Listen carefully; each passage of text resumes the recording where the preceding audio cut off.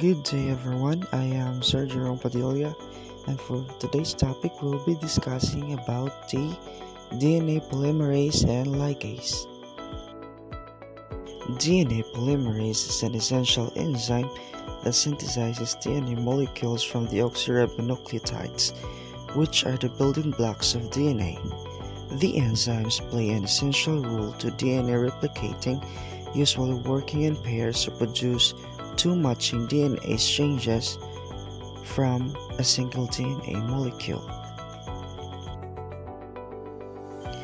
DNA polymerase faithfully replicate DNA by using the nucleotide sequence of the template strand color gray to select each new nucleotide to be added to the prime end of the growing strand.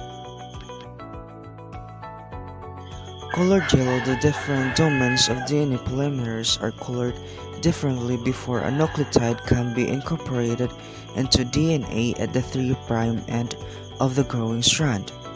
The blue finger domain of the polymerase moves inward to correctly position the nucleotide triphosphate. A pyrophosphate group is released when each nucleotide is added. In this view, the details of nucleotide selections of the active site are shown with the incoming nucleotide triphosphate and the template nucleotide in light blue. The growing strand is green and the template strand is red. When the finger domain moves inward, the nucleoside triphosphate is adjusted for its ability to form a proper base pair with the template nucleotide.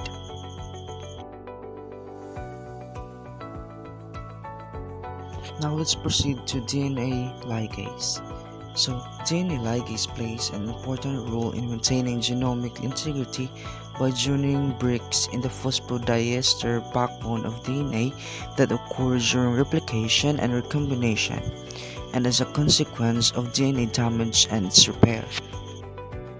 DNA ligation is the formation of a covalent bond between adjacent DNA fragments. Frequently, a vector of a gene of interest ligation is usually the final step before transformation in the cloning workflow. DNA ligase may be used to join double-stranded DNA fragments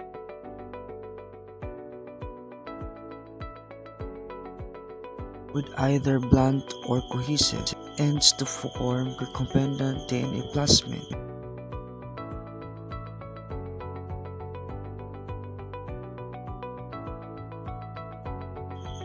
A DNA ligase catalyzes the formation of phosphodiester bond between juxtaposed 5' phosphate and 3' hydroxyl termini in duplex DNA.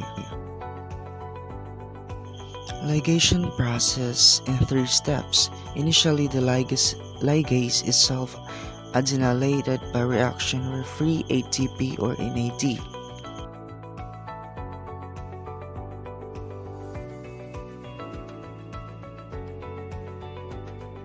Next, the adenyl group is transferred to the 5' phosphorylated end of the donor strand. Lastly, the formation of the phosphodiester bond proceeds through the reaction of the adenylated donor and with the adjacent 3' hydroxy acceptor accompanied by the release of the AMP. That's all for today. I hope you've learned something from me. Again, I am Sergio Padilla. God bless.